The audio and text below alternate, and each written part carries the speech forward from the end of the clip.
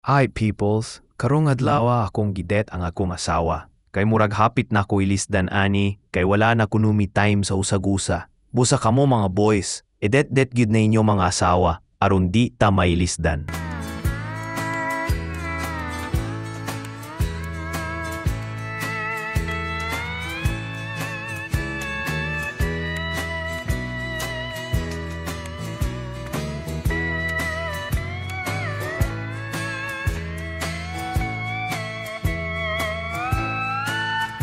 Tan-awara, akong order, mao iyang gusto. Pastilan mga girls.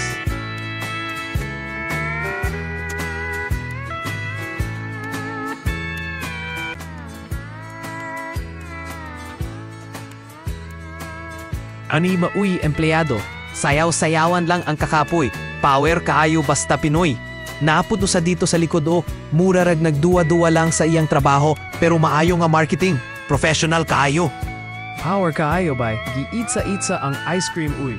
Idol kaayo basta Pinoy. Sulit yun ang kumpanya. Tuara, sawag yun din taon